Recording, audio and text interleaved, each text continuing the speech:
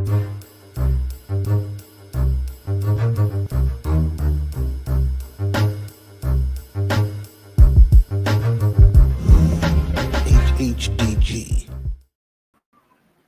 Peace, HHDG. We are on another episode of HHDG Media, the podcast. And as always, this is made possible through our company, HHDG Media Inc., which consists of our 5 owners, Skelly Top, the Mayor, Rock Vader KB, T. Smith, and myself, Wiki. As always, we definitely appreciate anyone that's tuning in, as well as our YouTube channel. And if you want to go check out some of our previous written interviews, as well as music, our merchandise, and upcoming events, you can check out our website that you can see in the bottom banner, hhdgmedia.com. For tonight, we have a seasoned MC whose wordplay definitely shows how much the importance of not just the ability of writing and reading, but understanding what you're presenting to the world through your own uniqueness, your creativity. And I love the fact that this man, throughout his entire career, has always been one of the most respected among not just fans, but of other lyricists. And I remember quite some time, seeing him do open mics. I've seen him at Fat Beats before, New Rican's Poets Cafe. Many shows and open mics. So to be able to speak with this MC, educator, author is highly appreciated. And just recently, he dropped a dope album with Boston producer Stu Bangers, which is titled Two Kings, that dropped in December of 2024. And I think, if I remember correctly, Mirror Music was about 20 years ago.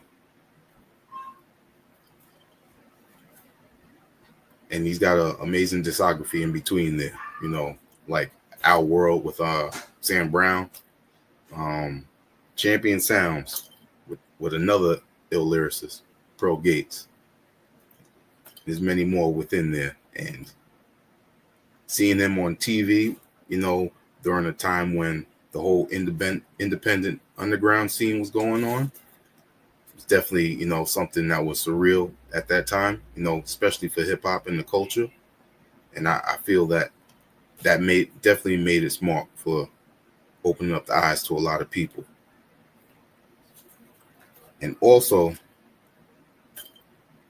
this man is continuously out there teaching, which I feel that this is an important part for many of us growing up, to see a familiar face at the forefront of the classroom to present in the educational experience.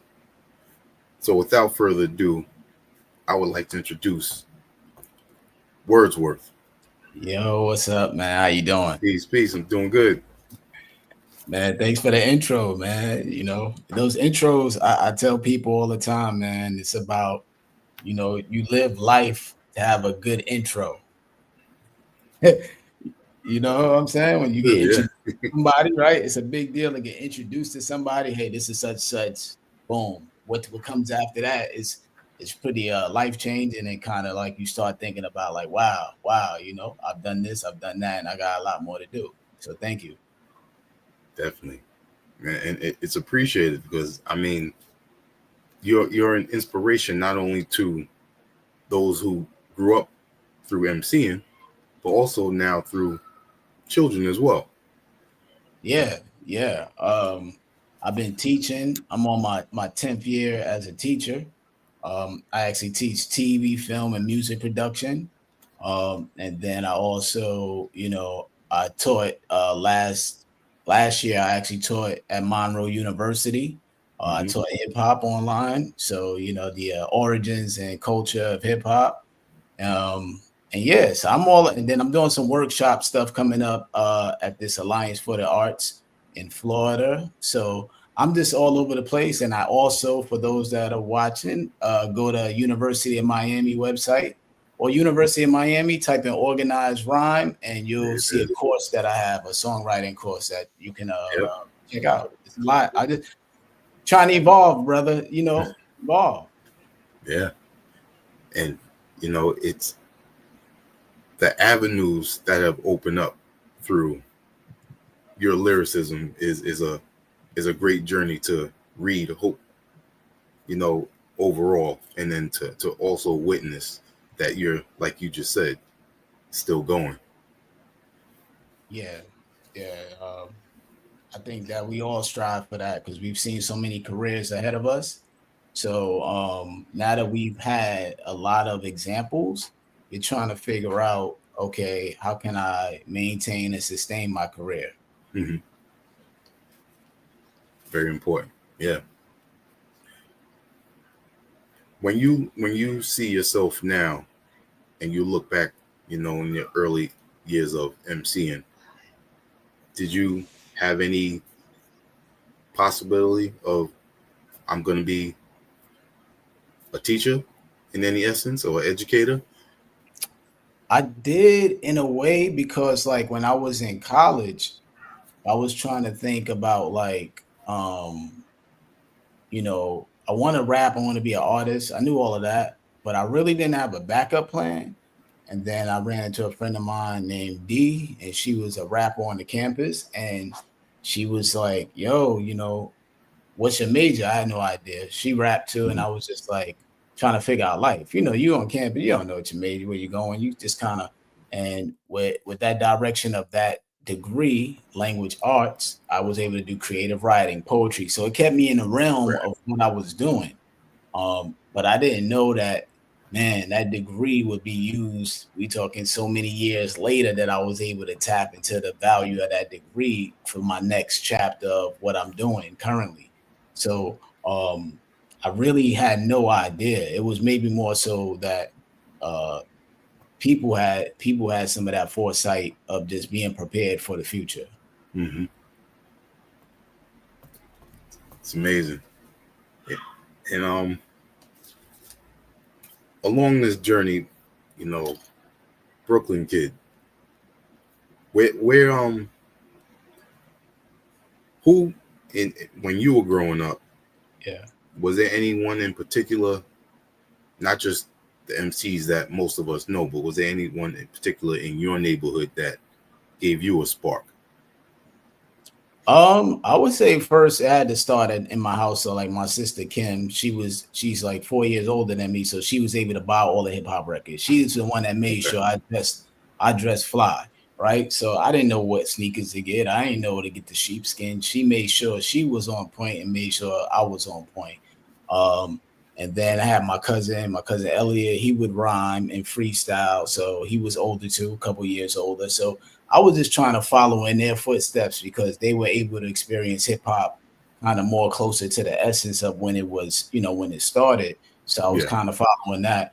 But in my neighborhood where I grew up in Kensington, which is like right next to Flatbush. So I grew up on Caton Avenue and Coney Island Avenue. So if you know where that's at, it's like a hop, skipping, and a jump. They're both connected. Flatbush and Kensington, like right there.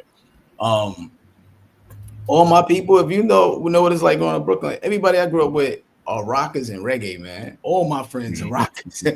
I knew reggae, like Pinches, Yellow Man, like I grew up with rockers and reggae, y'all. I'm a rockers and reggae dude. I know all of that stuff, Barrington, all of that. I grew up with all of that. And then I was the only one that just kept pursuing the rap aspect of it. Going to high school and who I was around was rapping. So then I started hanging more on the Lower East Side, in which that's how I met Punch. So it started like that. I had a friend named Sono, and in high school, and then he was like, "I got this rap group I'm starting," and that was with Punch. So that's how all that happened. But man, I grew up in Brooklyn, man. It's straight, Caribbean vibes mainly. Mm-hmm. I feel that. Yep. And being that you're currently in Florida, have you been up here recently and seeing how the changes are in the area? Oh yeah, I've been up there, man. I've been up there several times in the past year or so. Definitely see a lot of changes as far as the environment and how, like, stores that once was here aren't there. But I miss it, and then also I just kind of look at where I'm at in my life and try to understand where I'm at is where I should be. Because Right. the things I did in New York helped me to become more national and global with things that it doesn't really, wherever I'm at, I'm going to be able to sustain and do what I want to do and bring it to another level. So I appreciate going back there, but then I also do love the peace and comfort of when I get home. It's all about the evolution and the maturity. Yep.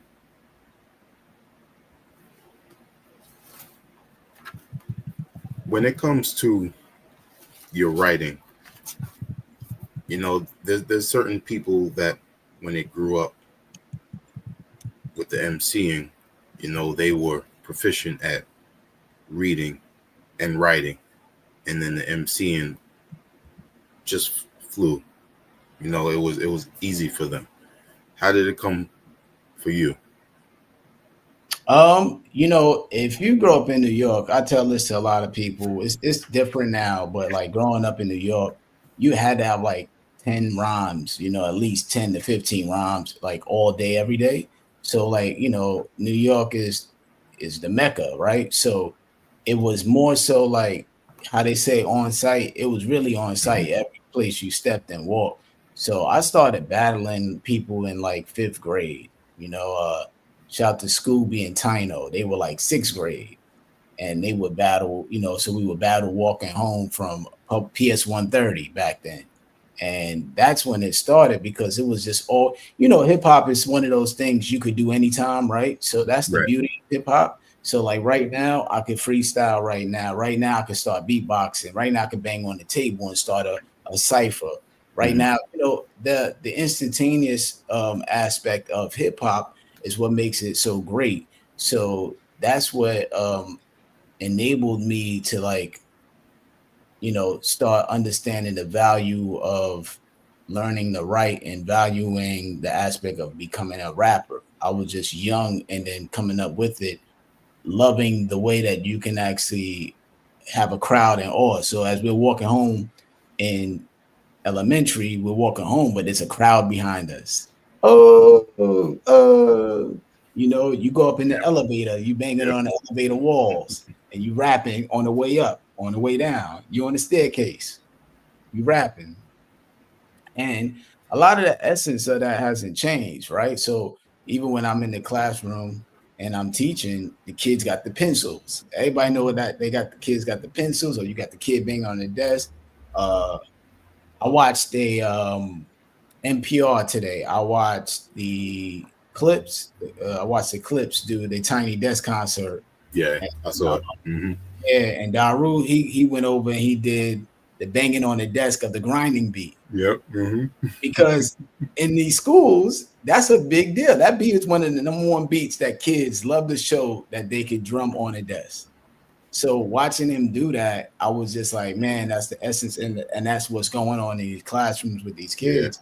They're banging these beats, right? So you start to realize like the value and the power of attention you can get from what you're able to do from such a pure aesthetic of hip hop.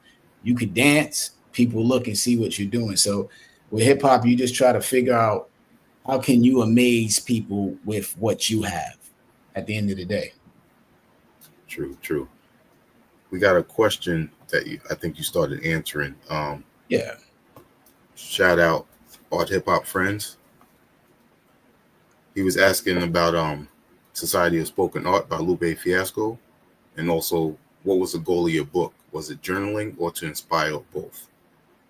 Yeah, the Sosa, that society, I'm a part of that as well with Lupe. Man, it's a lot of people. I could it had me, Lupe, I believe Elzai, Yep. Mickey Fax. I mean, if I go on my group chat, Music.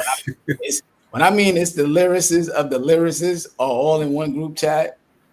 Is insane. So this was an idea that started years ago about getting us all together to kind of break down the way hip hop, the linguistics of rapping. Right. So you can kind of see some of those things have taken place, right? So I have my organized rhyme course online, right? Then you got Mickey Fax, he has Pendulum Inc., right? Then you got Lupe, he's actually going to be at John Hopkins teaching hip hop, That's right. right? Yep. And he did MIT. So you seeing us do these things, but we all actually started together with kind of this idea evolving, and then everybody kind of took it to their own realms. But we still all are in touch if we need to be, if need to tap into any ideas. But you can see everybody's part of kind of some of that part of that soul side tree, and now we're the branches going off into our own things, which is dope. Yeah, that's man. When I tell you, it's ill to just talk to all these people and we have these ideas. It's amazing. Yeah, that's great. And I was talking about this before. When a lot of us grew up and we hear the word musician, we usually thought of a person that plays instruments. And listening to so many genres of music, we have all types of musicians. An MC is a musician. A DJ is a musician. I can go on about other people as well. How do you feel, presenting that word now in 2025? Well, we've always had instruments because remember, before there were instruments made, we were the instrument. Were they exactly? Mm-hmm. So that's just kind of is what it is. Your voice is an instrument. You could get if somebody has a beat right now, depending on the artist that gets on that beat, the beat becomes better. Yeah. They become that instrument that's needed or necessary, right? Or you get various instruments. If it's one of those like tracks when it's 10 people rapping on it or singing on it, then you get various instruments added to it. So we are musicians. A lot of us are producers too that we don't take credit for, but a lot of us are producers. And what I mean by that is we guide what we want the song to sound like. We're sitting there like, take that out, put that there, don't do this and that. So a lot of times, even the production side of it, we're all a part of it too. So the musician aspect, we're all instruments. Definitely. What was I? Oh, man, I want to stick on the topic of instruments. Have you played any? Man, let me tell you, I remember those first days at elementary when you get the flute and you get the plastic flute. I remember that. I remember getting the harmonica. You get the harmonica, that was hot. You thought, when you was a kid, you had a harmonica, that was big. And then clarinet, then you break the little forgot the reef, so you break that. Right. So went through all of those levels. Uh-huh. I got to college, and then I was in instrumental music, man. And this professor tried to make me carry the French horn.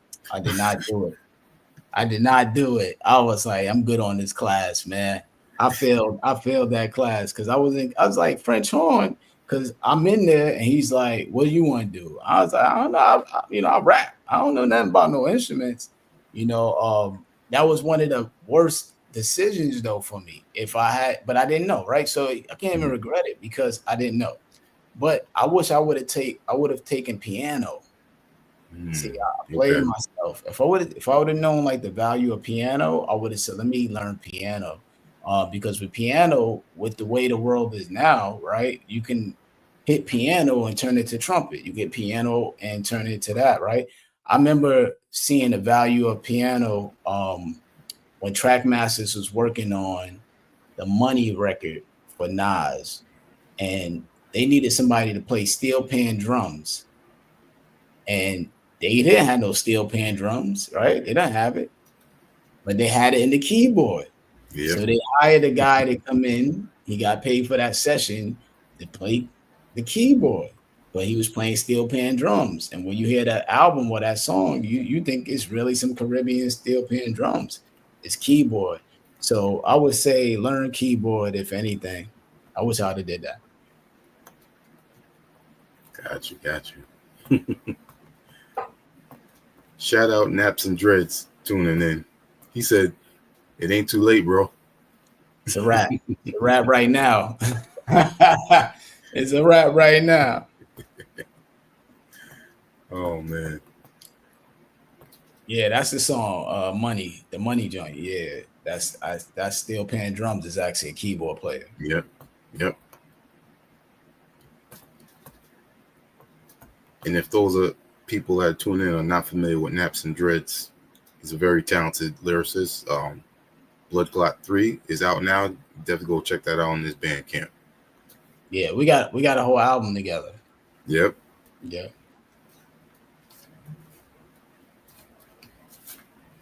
Now let's talk again about the educational part. You mentioned your bachelor's language arts. Shout out your school. What was it? SUNY, right? What SUNY school was it? Yeah, I went to SUNY Old Westbury. I got a bachelor's in language arts. I got a couple of degrees. I got bachelor's language arts. I got a master's in post-secondary education. I got a master's in music business, and I have a master's in what else? Oh, educational leadership. Got the wall. There you go. Yeah, educational leadership. So that route, I can kind of go to the administration level, or if I want to later on, do higher education and stuff. So right. That's kind of what I was thinking about, like, because I feel like, there's this thing with people, we do hip hop education. That's become a big deal now, like hip hop ed. A lot of things are hip hop, right? Hip hop this, right? So a lot of times nowadays, you'll have teachers, and a lot of teachers having problems communicating with the students because they don't have the lingo, right? They don't understand the culture. So there's a lot of that going on. But I think also, in order to help implement a lot of changes, or help with the language, or help build the bridges, we need people that are cut from that cloth of hip hop. But you got to have these credentials, right? I could have great ideas, but a lot of times the great ideas, then nobody's trying to hear unless you have certain credentials. A lot of artists, legacy artists, or big name artists, they'll get a lot of that respect and love. And, they'll even get honorary degrees and everything like that because of their accomplishments, which kind of shows like, hey, I don't need to go to the school. I am the school's lessons in life. I'm living it, right? So you'll see some people that do have a past like that. There are so many dope artists out there that don't necessarily need the credentials because they have lived the actual life of what the credentials were trying to help people exhibit. So I just look at it like, okay, as I'm going forward with this, I want to make sure there's no reason somebody can say no, right? For what I'm trying to do. Right. Hey, this works here. Well, you need to have this. I got to present, because how I look at it is like with everything, there's somebody above somebody. Very true. Yeah. You get what I'm saying? So I always want to make sure when I hand the ball off to somebody to run the play, that I gave them the ball, they're gonna be all right to score. That's my rock with the way I rock with it. Like if I'm gonna pass you the ball, you're gonna be able to score. I don't want to pass you the ball and then you bring back the ball and be like, nah, I'm saying they said no because of this and that. So those are some things I learned in life. Especially during the Lyrics Lounge show, I learned a lot because behind the scenes, I pay attention to the inner workings, how things went, which led to how come I'm able to teach TV, film, and music today, because I lived that, right? Yep. But I paid attention to a lot of stuff I learned from Claude Brooks and Def Jeff. Like, you can't pop up in a meeting. We're talking about meetings with execs of Viacom and everything, right? And you can't come in there freestyling, no ideas. You get what I'm saying? Typically people just want to come in. There's people that just want to pop up and freestyle. We just gonna show up, I'm gonna think of something, I'm gonna do this and that. Nah, we going in there, we gonna be prepared. Gotta have that plan. Yeah. Yeah, we talking about every week they're spending millions of dollars to do this show. This is millions of dollars on the line, millions and billions if you add it up to the top, right? Right. So there's a lot of like that discipline that I learned with presenting things to people. Or if you talk to me about stuff, what's the actual logistics of it? What's this, how do you put it together? How are we presenting this? I'm able to kind of like, use my experience to just play a little bit devil's advocate, which is why me having the education to implement some of this hip hop education, it's not, I don't want to say it's going to make it easier because it may not be, but at least it gives me some credibility when I'm talking about what I'm talking about. Exactly. You're presenting the experience with the credentials. Yeah, and many people, once they have those together, it's a different game when you get to a certain level of stuff, right? Yeah. Like, of course, we could be as dope as we are as rappers, artists, singers, whatever the case. But then there is a corporate side of it that, everything has a corporate side. I don't know nothing you can mention that don't have a corporate side. Your music, there's a corporate side. You want somebody to invest in you, you're going to go to Rock Nations. You want those are corporate people. If you want to deal with bigger names, Coca-Cola, that's corporate. All this stuff is corporate. So you do have to be, I always say you got to be bilingual in some regards of like being able to speak that language and speak that language. Yep. So.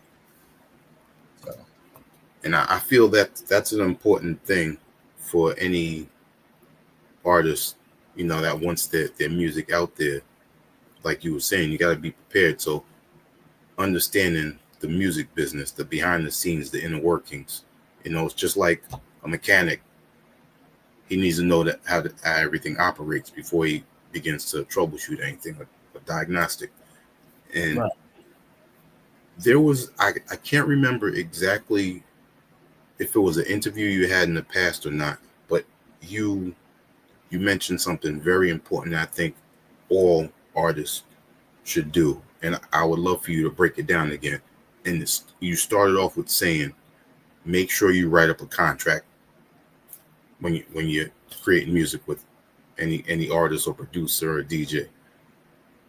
I really, it's not necessarily, I mean, I guess write up a contract, you could be verbally, but for the most part, right. The main thing is just, I think we're at a point that it used to be a shy thing to ask for the splits of a record, right? So if anybody don't know, like the splits is pretty much how you get paid for what you, submit or commit to the record, right? So if you rap on a record, it starts at the number is 100, and you got to divide 100 amongst everybody on the record.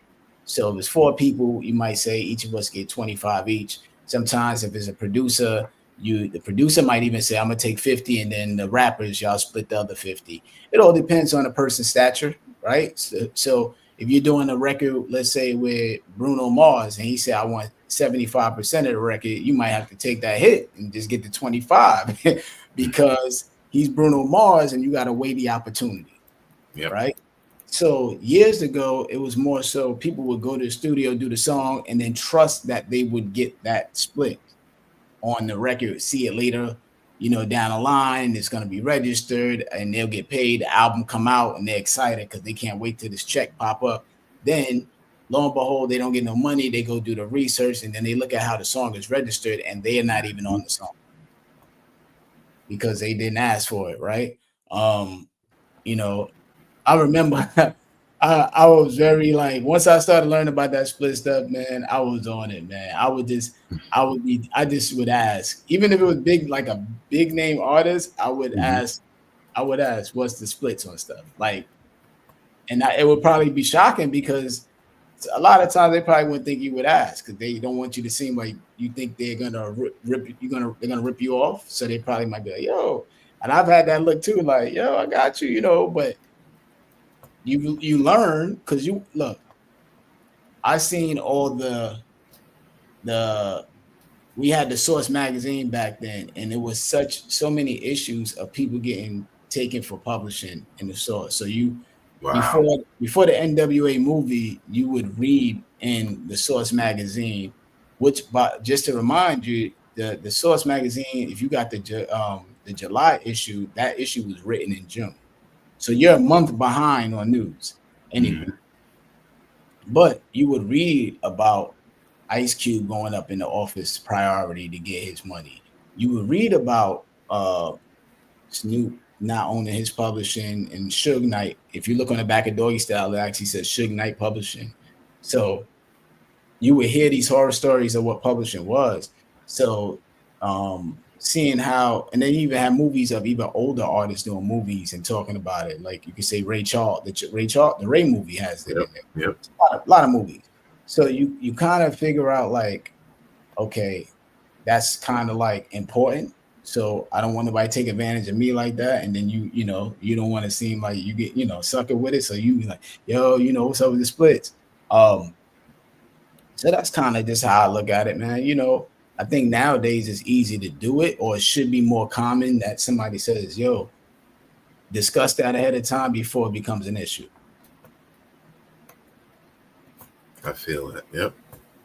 I mean, it's important. You don't want to walk into a place and have no idea, and you end up being the one getting controlled because you weren't properly educated. Yeah, I mean, I remember doing records though, like some big records, and what was dope was receiving the phone call asking me for my information to register the song. So I was like, okay, that person's on point. They would have their assistant call. That was dope because you felt better as an artist. So if you're working with an artist, or if you're producing other acts and you're working with other acts, it's just good to get that stuff squared away easily. Agreed. Another aspect to your repertoire that I feel is highly respected by me, and I'm sure artists, is you having a podcast as well. And what I appreciate is an MC with his own experience with his music, being able to speak and also relate with those other artists. So for me as a fan watching this, I get a whole different insight because you are so versed in it, and it's amazing to watch this. Yeah, thank you, man. What words are worth? Yeah, so it's on my YouTube channel, Wordsworth TV. You can find it with Words are Worth. Yeah, to do a podcast, I always want to do a podcast, right? It's part of the evolution of being in this business and artists.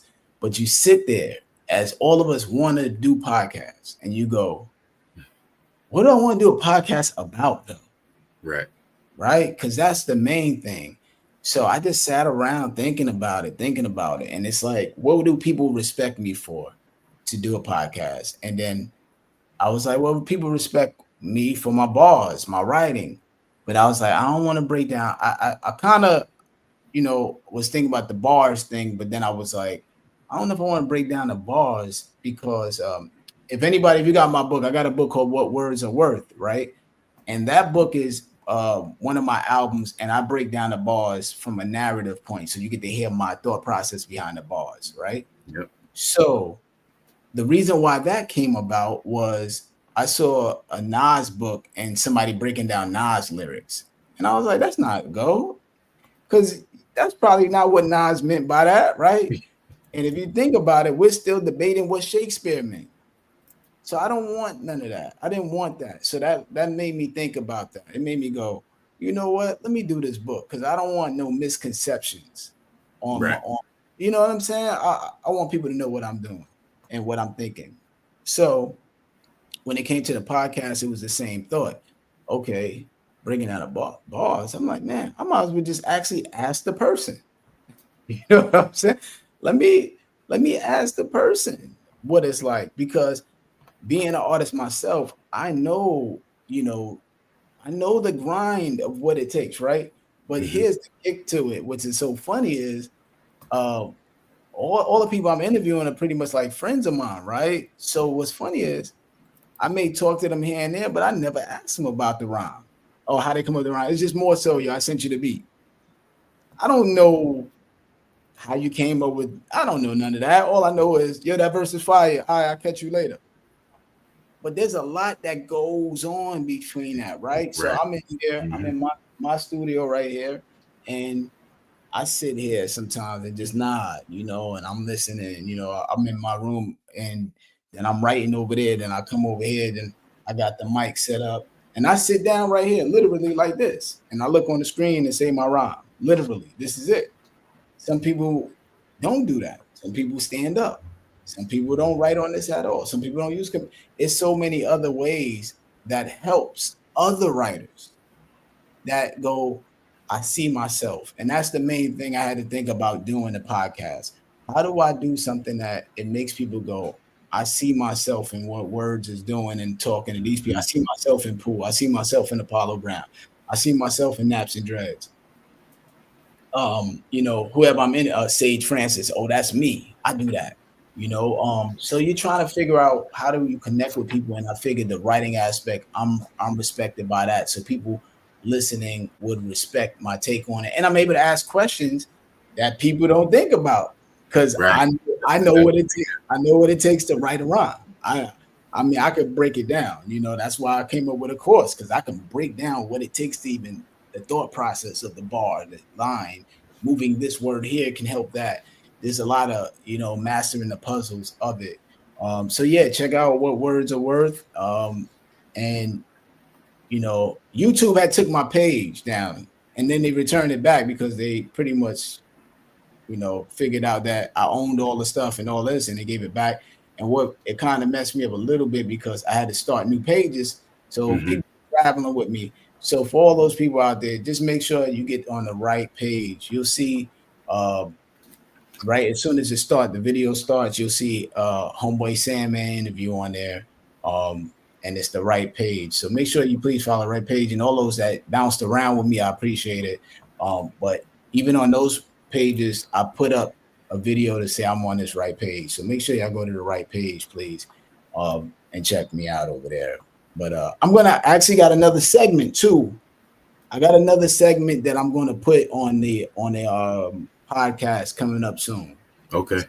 Yeah, I've been writing some stuff because I'll be thinking about some stuff that I think people will be like, yo, I never thought about that. So I got another segment when it's more just me by myself talking to the camera, and so watch for those segments there. I think they're gonna be very interesting. Cool. I put your YouTube in the comments as well as on the bottom banner for all those. Go check that out. Yes. And also subscribe.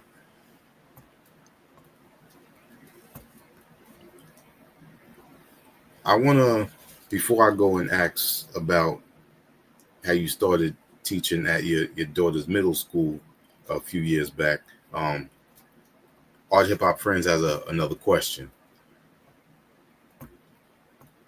He said, how was it working with EMC? Oh, yeah. Sosa would do? Oh, man. EMC was just a natural thing because we were already on tour with Ace. So you had me and Punch was touring with Ace for Disposable Arts, but it was just me and Punch as a group. And then Strick was Ace's hype man. And then they were so used to seeing us annually that they was like, y'all four should be a group because we were on songs on Ace's album. And they saw us together so much. So then we did a song called Four Brothers. And then that song solidified that. And then it was just dope because it just added that more cinematic feel to putting together an album. And then all I had to do is write one verse. Having to write one verse is, you like, man, once you're competing with everybody, but also it's less work in some regards, right? But I enjoyed that. And then as far as Sosa, I don't think so. I think it's just a big unit of a whole bunch of dope MCs pretty much that we all respect each other, but it's so many of us, that's in that particular I guess you could say under that umbrella of that name, that we all are just trying to figure out what we're doing to keep the game alive. Right.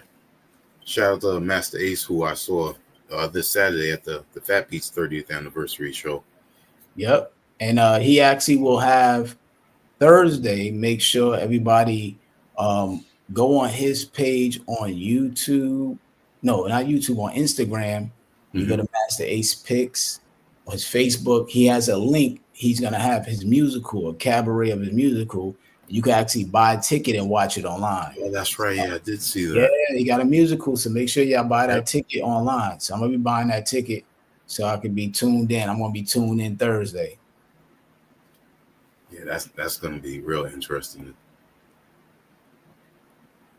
Yep.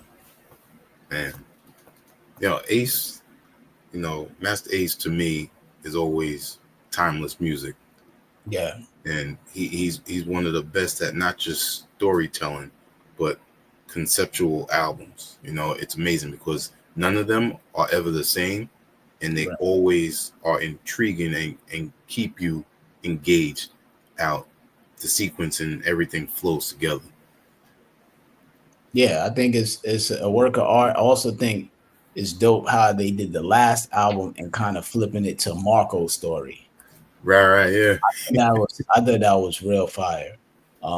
So yeah, it's always like it's just a natural evolution of like the musical, checking out the musical coming up. So yeah, it's just the evolution of just figuring it out. And that's kind of where we are, like always trying to figure out how do we evolve. That's pretty much where we are. Yeah, cool. Now the school, middle school that Yeah. that you're going to at the time. It actually was elementary. My Oh, it's daughter's elementary. yeah, Okay. she was going to elementary school, and I was just hot. Her grades had dropped, and I was hot about that because it was like great grades one week, then they dropped because she had a sub, and I went up there, and the sub was like, he's a veterinarian. He don't know what he's doing in the classroom because if you just have a degree, you could teach, you could just sub. So it didn't even have to. You don't even gotta be. It just have any type of degree, you could sub. Wow. So he Mm. was there just covering, just to be covering, giving candy to the kids. Just I'm like, yo, what's up with Starburst? What's up? I'm like, what? So he was like, he don't know what he's doing. He told me straight up, he don't know what he's doing. I was hot. I sat down, waited like an hour for the principal, and then I was like, all right, well, y'all can't find no adequate people. I'm gonna go downtown and become my daughter's teacher. That was my mindset. I go down there, fill out the paperwork. This white lady comes from behind the counter. She's like, "What are you here for?" I said, "I'm here to do a sub." And she was like, they need you in that classroom. These, yep." She kept it 100. She said, a lot of black and brown young males are in these schools here, and they need you in there. They don't have a reflection, basically. Not right then, there. That was the realest somebody ever kept it with me. Yeah, you don't hear that. Don't hear that, right? Because I thought about it like if I said yes in a matter of like I'm less than a second. And that changed my life from then, but she kept it 1,000 with me because one, that's my culture. She don't gotta care about my race, my culture, True. right? Yeah. Right. Yeah. She could have just been like, it's on a decline and let that rock. You know what I'm saying? And then to me, it was just really like that's the illest question I've been asked as far as like, if I don't help, these kids, how they turn out when I see them in the streets, I can't be complaining on the news. I can't be like, oh, look at this dude, boom, boom, boom, because I had an opportunity to stop some of those. I had an opportunity, and I said I'm gonna fall back. That's not how that be handled. So So I did that. So I didn't end up becoming a teacher, but what I did do is I was able to get her into a class with a teacher that was permanently there for the year. Ah, okay. And what I did, because she didn't like that, she's young, she's out of her class with her friends. And then I just would go up there with McDonald's every day and go to lunch with her. And then that's how that got through that. Just bringing McDonald's every day and sitting with her at lunch. I would just show up every day for lunch to sit with her. And then, and then from that, That's cool. That's cool. then to the school. And then the rest is kind of history. But yeah, I was I was really, you know, this yeah. I've never been asked to do anything that big. Hmm. Like, you know what I'm saying? When I think about it. Yeah, that's significant, highly significant. Yeah.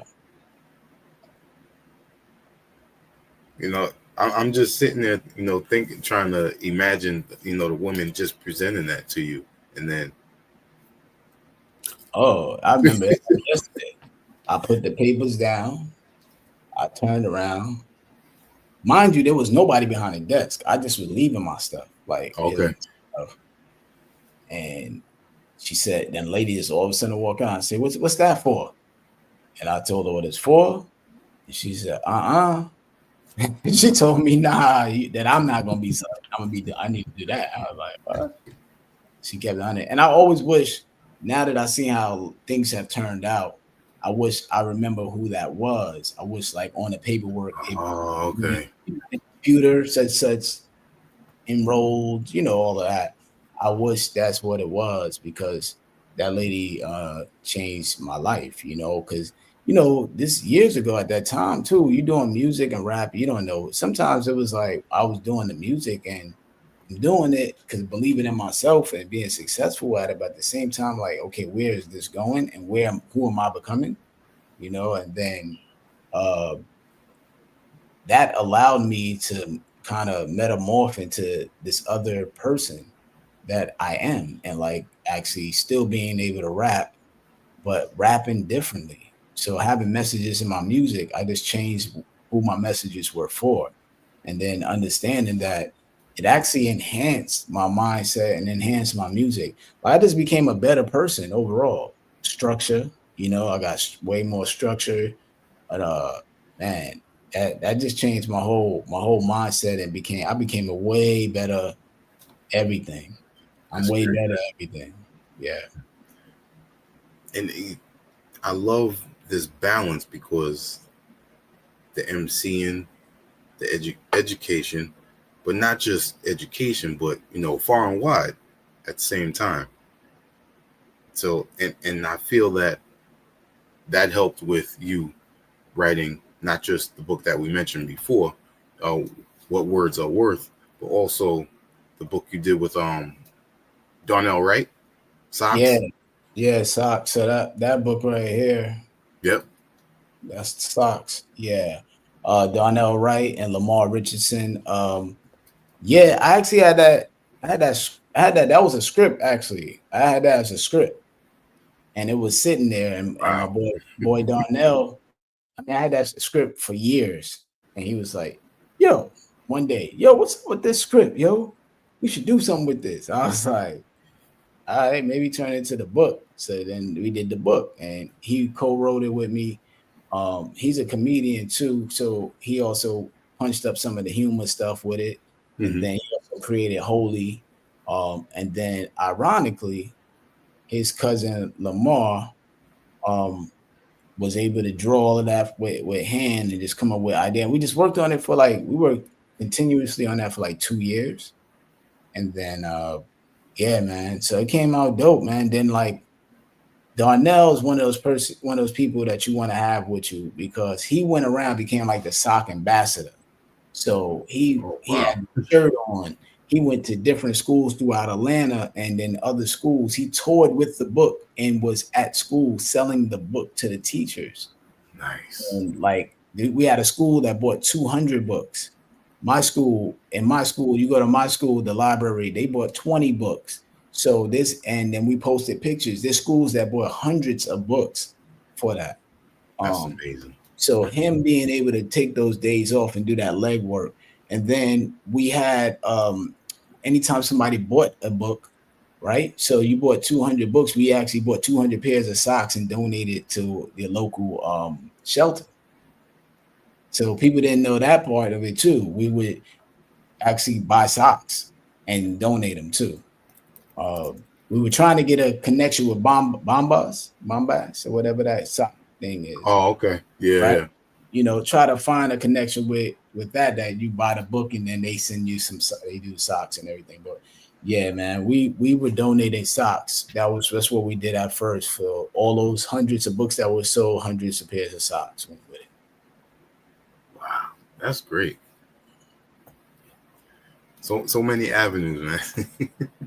Yeah, I mean, you want to have a reason. You Yep. you want to have a reason um, attached to what you come up with, what you create. Um, yeah, it's so many thoughts I have. Like I could talk about stuff, so much stuff just from experience. But you start thinking about the intent behind what you said, what the song is, what you did, and as you get older and mature, you just start trying to figure out other ways. Yeah. And you are, a great example and inspiration for many, not just the children, but even myself listening to you speaking on what you've accomplished. And like you were saying, you have so many ideas. I've gotten to the point at times where I usually keep a pen on me. So if I'm not writing something down, like if it comes to mind, I might just write it in my. But a book is something that I always wanted to write. Yeah, I mean, before the semester let out, right? The eighth grader, Rashawn Miller. So he had a book, and it's called Forevermore. I'm not sure if it's out yet, but Okay. I actually walked him. He showed me he was writing a book in class. This is like Hmm. last 3 weeks of school, and I was like, "You wrote a book," and he been writing it. So my advanced film class, and they won mad awards. So it's the last few weeks of school, so who is at ease? And I was like, "Yo, you got the book? It's done." I said, "I'm gonna show you how to put the book up." And in class, literally that whole hour of class, he opened up Wow. Amazon, uploaded the book, See, uploaded. He came back to class the next day. One of his classmates did the artwork, uploaded the artwork, had the barcode, ordered the book, his author's copy. It came. He brought it to school. He had a book. amazing. See, what's the You name of the know, book again? forevermore. Forevermore. Yeah. So he had to fix some things in it. Rashawn Miller, he had to fix some things in it. Because once you get the author's copy, he's able to like physically look at how it's going to come out, right? Like this Right. is Yeah. so he wanted to fix some things, but him opening that package up and showing the classmates that we literally just did this in class in That's 5 minutes, and now people in the school could order it and buy it. And I'm telling them like it's nothing because it really took a few minutes. I was like, "Nah, you want to do that? Yeah, let's do it right now." And then you get it and you come to school with it and you show all your teachers, I got a book that you could buy on Amazon, set up to his bank account, right? So now he as he goes older, he's only eighth grade. So as he Mhm. goes older, he understands the business Business. aspect. Yep. He That's understands, great. when he gets to my age, he might be on book 40. You know what I'm saying? But he has the way it streamlines right to so that was one of my favorite days, favorite things this year that I did. You That's know, great. That's great to hear. yeah, and from that he was like, "Mr. Johnson, I'm always gonna remember you for this." And I'm like, I get it because I remember people did stuff for me. Yeah. But I get the power of that, right? When you kind of younger, you don't understand the power of others yet.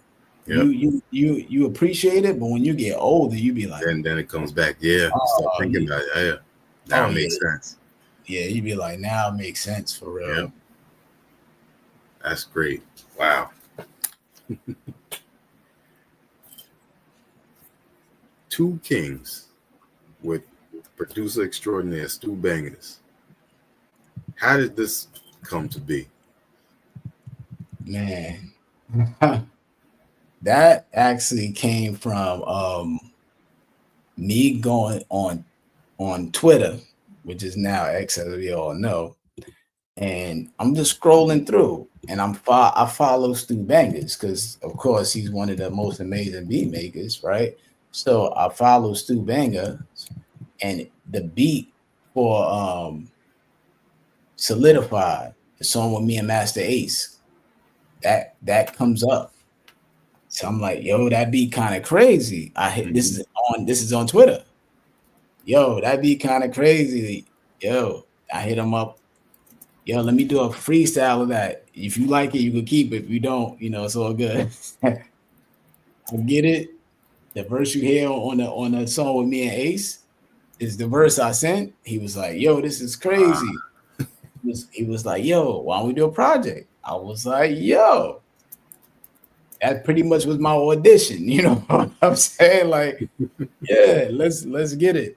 Um, and then we ended up just knocking out like an amazing album. Like the reception for it was like wow, because there were people that wrote articles like this is my best album ever, and which to me, I know a lot of people, my best album to most people, I would say is Mirror Music, but like the first album, but like uh and then maybe Fragility of Life. A lot of people like that Yeah, one. that's one of mine. Yeah. A lot of people like that album a lot. Like they can see the growth. Even New Beginning. It all depends on the person. Mhm. But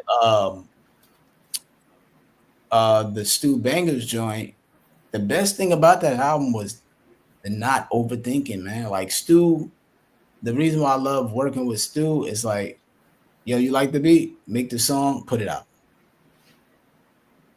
All of that, like, yo, I gotta think about like all of that. Don't it's just yo, let's just make dope album, man. Dope couple of joints, come up with a title, and let's put it out.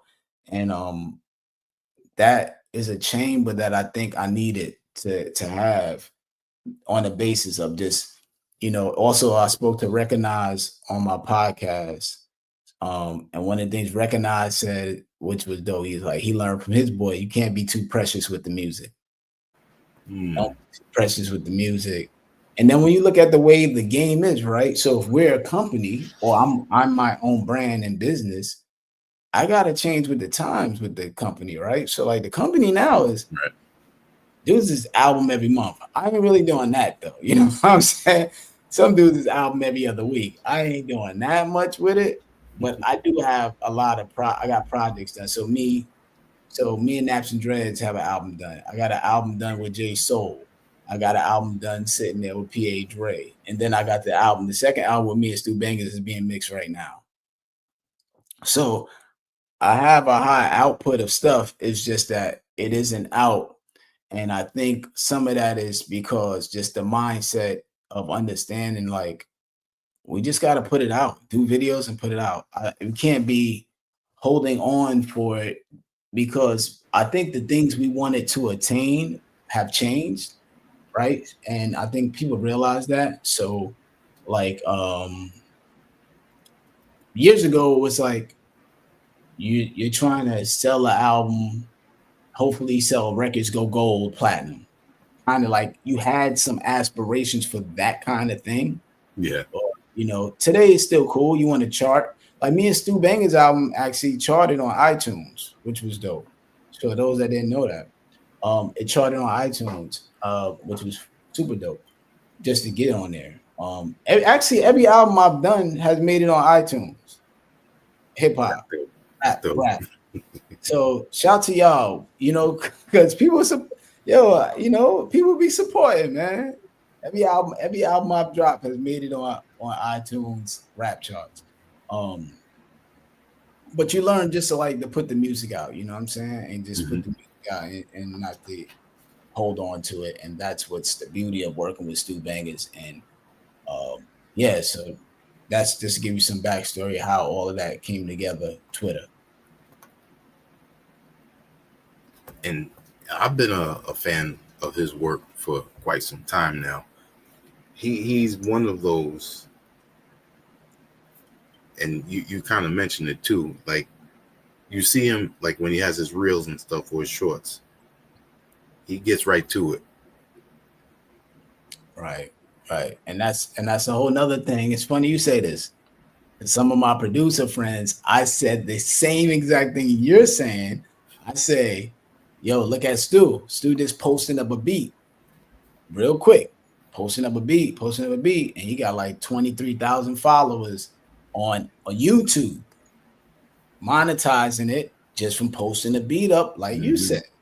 Yeah, and that's the beauty of working with Stu is just like I'm just putting joints out, man. I make music and I have the opportunity to put it out and people dig it. That album I did with Stu, that's the most videos I ever did for any album I put out. So I did like 4 videos, you know, and then I even did a video in my office, a whole 43-minute interview for it, you know. And that was just the freedom of just make this, just put it out. Don't worry about that. You know, the worrying aspect of it just went out the window. It's just like, you know, filming. Yo, I got a phone film, you know. People just are just doing stuff. And when you get caught up overthinking, which I said in my book, my first book, overthinking is the death of an artist. And you don't want to get caught with that. So yeah, that's the beauty, you know. Even working with Naps and Dreads, you know, that's been it too. Me and him, he sent a beat. If I like it, we rock. We do it. We knock it out. We don't overthink. He came through. We shot a video, kept it moving. You know, and like we knock joints out, keep it moving. Like that's the beauty of working with him too. Yo, I like this, you know. Or I might write 4 bars. He'd be like, "I'm gonna write mine right now," and I write mine. And I send, and we just sending it back and forth through the phone. And just recording it. So I think we have to get in that mindset of just working, you know, even collaborating with some of my friends that I haven't done projects with. I wouldn't mind. So understanding that aspect of just like doing projects with people and doing music. Like I seen Young Chris and Dave East got an album together. Then you got Dave East, I think, with Ransom, and then you got You get what I'm saying? Like the dudes ain't thinking about it. Just feeding the streets. And you got Ransom and Conway got albums together. Yo, man, just put the joints out. That's it.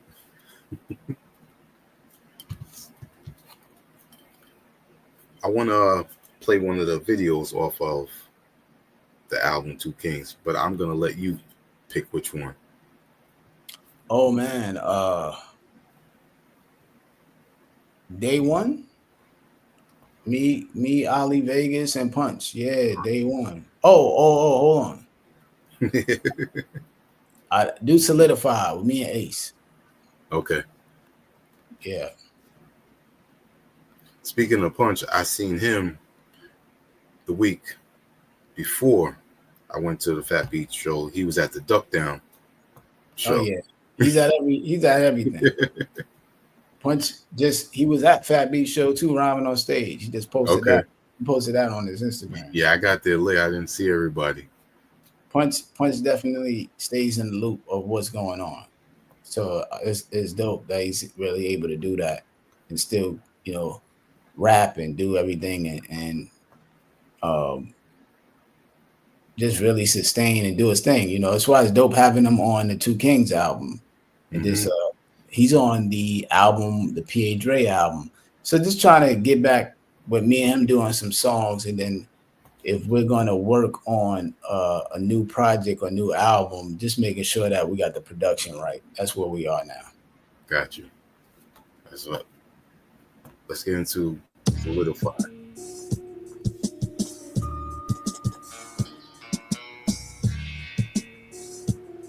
Shout out my fingers. We really prestigious, don't agree, that's really egregious. Did this as a reel on my Instagram, so millions can see this. They try to get me down to Capitol Hill with subpoenas, but I told those agents zero like Gilbert Arenas. The same success as a rapper I fulfilled as ill the leaders till our children are seniors. 1 million sneakers, 1 million Nikes, 1 million Adidas. My closet full of clothes and plastic like I'm building the cleaners. I stay solid, right the wildest bars, chill as demeanor. You never solid like liquor being chilled in the freezer. Weather hot at 10 below, the block plays CeeLo. 21 Savage Migos, smoking on pre-rolls. Cops build a case, then they got the gang recode. Have the door locked when they knock, use peepholes. Glocks aim and reload. Fingers so red from the blood like he ate a bag of hot flaming Cheetos. People conversations, we a lethal combination. Signing contracts with legal for some sequel obligations. Cause it's beat my verse, that's equal compensation. At the Grammys, us and J. Cole, equal nominations. And don't question who we are, we solidified. And you're already dead if you live a lie. Don't question who we are, we solidified. Yeah. Cause you're already dead if you live a lie. Yeah.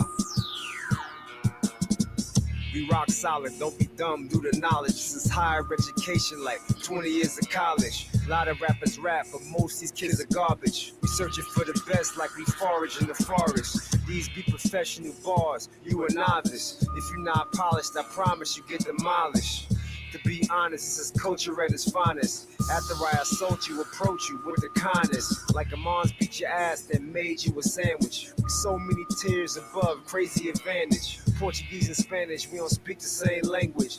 Live the same life, round here you get vanquished. Off to a cold world, send them to Siberia. They don't understand that them flows be inferior. This interior is butterscotch brown. Higher level, y'all are notched down, yeah. Don't question who we are, we solidified. And you're already dead if you live a lie. Don't question who we are, we solidified. Cause you're already dead if you live a lie.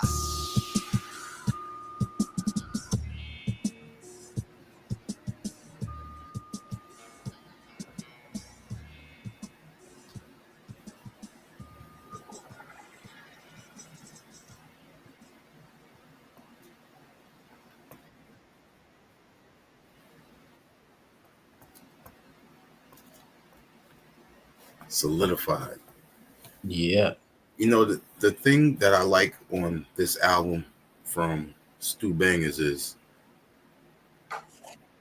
he's another one that I feel that he's showing his growth in his production style as well, because he can always hit you with those hard-hitting bangers, but then he can also give you a whole new side of it as well. And I think he did a little bit of that too on the Apathy album. Yeah. Yeah, I think the thing is with Stu, I told him this myself, like, he'll send beats, like maybe 30 beats. I'm like, man, I could rhyme on everything, but I gotta rhyme on what I think is gonna be the best thing for the album. You know what I'm saying? Mm-hmm. So it's just really about like also trying to find a good balance of what I pick with it. When I'm hearing the beats, I'm like, I know I got the joints here that's gonna be, you know, the hardcore boom bap joints. I pretty much know we're gonna be able to. That's already mastered, you know, lot. But then I'm looking for some things that may regard some sincerity, right? Something that kind of takes you, maybe some storytelling, and so I'm always looking for different moods in the beats, because that's being real. Any beat you give me, I pretty much could write a rhyme to it, but it's all about like making the album, what I think works for the album, and then also what works for the showmanship of doing the album. So like, how does this song or this album and everything work as a final product if it goes on stage when the beat drops, right? So there's a lot of dynamics to what's being picked, and yeah, it's just dope that it's so many to choose from. True. Hard Times Don't Last is one of my favorites off the album. Oh man, that's one of my favorites too, because the fact of just, you know, just take a chance. It's okay to dance, and you know, just the flavor of it in it. You know what I'm saying? Hard Times Don't Last. Joy, yeah, it's okay to dance. Yeah, I love that too. Yep. Shout out Coop tuning in. Very talented artist. His artwork is amazing. If I can, I'll see if I can send you the link for his work. What up, Coop? How you doing?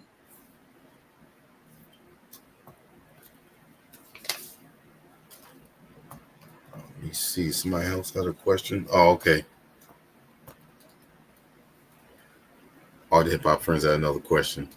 Oh, he was asking me if that was a vinyl in the back. Yeah, that's definitely part of my collection. Just a little bit that you see right there. I don't know if that's vinyl. My wall in here. Give you a little. My turntables back there too, a little bit. If you can see some of that. Yep. And that's my wall of like pretty much kind of history of, you got the Lounge album, you got my singles. That middle thing that's a cover that I'm on in a magazine in France, and I'm wearing my Oh, daughter. okay. I'm wearing my daughter's sweater. That's my first single. Beat Mine is there, and then it goes all the way down there to EMC stuff.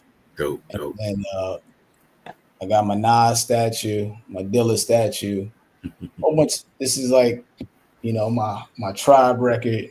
Yeah, my Dilla over here. Yeah, so I got the Tribe. My gold plaque for Tribe. I got the Two Kings album up there. Yeah, I got a Coca-Cola commercial that me, Q Unique from the Arsonist and Power did. My wife is up there. Some magazines. Man, it's a lot of stuff in here that sometimes I'm surprised of the journey too. Like That's great. it's a lot of stuff in here. Then I got my collectible stuff over there, man. I got like the MF Doom character. I got the Eric B. Rakim. I got Ace. Oh man. I got Optimus Prime. Like I got some. I'm into the collectible stuff too. So, yeah. So this is, and like I said, I just sit here and I do the rhymes. I literally just sit here and rhyme. It's a beautiful feeling to come into your home and see your accomplishments. So this goes for anyone. We take pictures all the time with our phones and everything, and we retain it on there.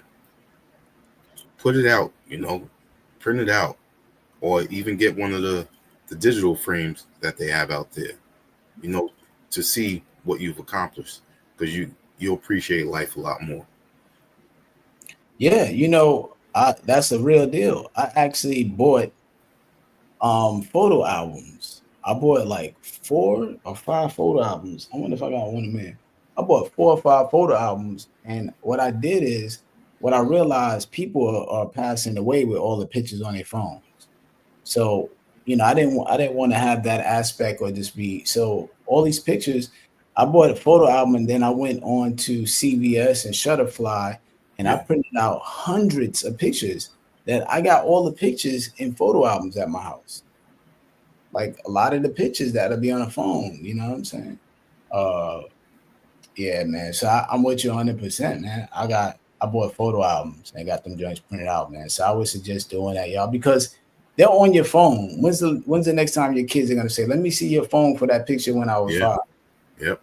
That's probably not gonna happen, right? So you might as well just get them joints printed out, or a digital frame, which is dope too. Yeah, I agree. Wordsworth, I don't want to keep you much longer, and for my first time speaking with you, we spoke on a lot, and I didn't want to deep dive into too much, but definitely wanted to be able to speak with you, being that I had that honor to be able to do that. So I definitely appreciate that. And Art of Hip Hop was asking how we connected, and I just want to say I follow Wordsworth on social media, on IG as well as X, but I was commenting on your recent interview with, well, it's not recent now, it was with Pearl Gates. Yeah. And I enjoyed that. I really enjoyed that interview, as well as the one with J Soul, because again, like I was saying before, your perspective as a lyricist and speaking with someone, your insight is different from me speaking with you, and it's always appreciated to be able to hear that and then see how you and the guest gravitate towards each other with your both musical talents. Thanks, man. Shout out to my brother Pearl Gates and J Soul. Shout to that album with J Soul that's being mixed, so be on the lookout for that. The first one was called Blame It on the Music. So we got another one coming soon. Definitely. But thanks for having me, Ian. I appreciate it, man. Yep. Make sure y'all get the books, What Words Are Worth, socks. I got another What Words Are Worth Volume 2 coming. I actually intend to do every album. So just be on the lookout for that. What else? Oh, check out the Organized Rhyme. Make sure you type in Organized Rhyme, University of Miami. It'll come up. Wordsworth wordsworthproductions.com and get you a Wordsworth logo t-shirt. I got vinyl on there, some stuff on there. Check out my website. My website takes you, wordsworthproductions.com takes you to everywhere to buy everything I've ever done pretty much. So yeah. Definitely. And it's funny you brought it back up because I didn't even mention it before, but that blew my mind that Words has a Miami, because I went to a University of Miami in the late 90s for computer engineering. So that was surreal to find out that he did that and everything. Wow. Yeah. That's dope, man. So we alum. Yeah. Yeah. And my last question, like I like to ask everyone, give us the origin of your name, Wordsworth. Oh yeah, it's really from Heathcliff, the cartoon. I was messing up the story. I was saying me and my boy Ricardo was sitting in the living room. My cousin, he corrected me. He said, "Boy, it was me and you." My cousin Ojel corrected me a couple weeks ago. I was like, "That was you." We sit in the living room, and I had a rap name. My first rap name was the Principal, because I was the principal of the new school. So I was like, the Principal. And on the TV, the Heathcliff came on, and the cat Wordsworth, if you ever watch Heathcliff, he always had headphones on. He only spoke rhyme. And if you knew me in high school and in college, I always had the fire headphones. I had the latest headphones. So if you look on the back of Fragility of Life, if you look on this cover, you see I used to have everything. I have everything. I got the Gucci link. I had the Barclays on. This is me at 15, 16. You know what I'm saying? That's me high school. But if you look on the back of that album cover at the same time, you'll see I had on these headphones. They just had one wire. I had the one wire headphones. It was $100 back then. And they were Sony one wires. Crazy. I bought them from the Wiz back then. And so just to give you some insight on this, it just was me. I rapped. I always had the hottest headphones. I literally had the one headphone, one wire headphone, like Wordsworth the cat. I didn't know it was actually Wordsworth the poet. That's where the cat came from. Because Wordsworth is actually a poet that's revered. And that's how they named the cat. I didn't know it. Yeah. I didn't know that history. That's where it's actually a well-known poet named Wordsworth. So then the cat got named after him, and then I'm named after the cat. So, but the actual origin is actually from a poet named Wordsworth, which is dope. Yep. That's right. Thank you again. And before we go, the floor is yours to give you shout outs and where everyone can reach out to you. Yeah, I'm on Wordsworth, BKLYN. So Wordsworth Brooklyn on Instagram. I'm on Facebook as Wordsworth on there as well. I'm on the X thing, Wordsworth. I'm on everything pretty much. I'm not on that TikTok heavy like that though. I ain't on there like that. I go on there every now and then, y'all. I ain't on there looking for the new dances and all that like that. But I'm on the gram heavy. Check out the YouTube though, man. The Wordsworth, TV. You'll see, like I said, it's at several pages, so you may be bumping into the wrong situations. I'm just trying to give people time to find the right situation. Yeah, check out the YouTube. What words are worth, man. My Instagram shows everything. It is. Let me put up that link for those that are tuning in real quick before we go. Because throughout the entire interview, I've been dropping the links for your book as well as your main website as well. So yep, I see it. I see everything. I got it on my phone showing to make sure it's on my channel, because I actually got it broadcast on my channel too. Nice. So people would get to check it later on or whatever the case too. All right. Again, Wordsworth, a man of many talents, and proven once again how many avenues you can go through just through music and far and wide. And then look how the education has seasoned him as well. So he's a true inspiration for people like myself, children that are growing up. So again, thank you, because we need people in the classroom that represent us. So it's definitely appreciated the many aspects of not just for educating adults, but also the children. Thank you, Wordsworth. Thank you, man. On behalf of our HHDG media crew, we're going to say peace. Peace.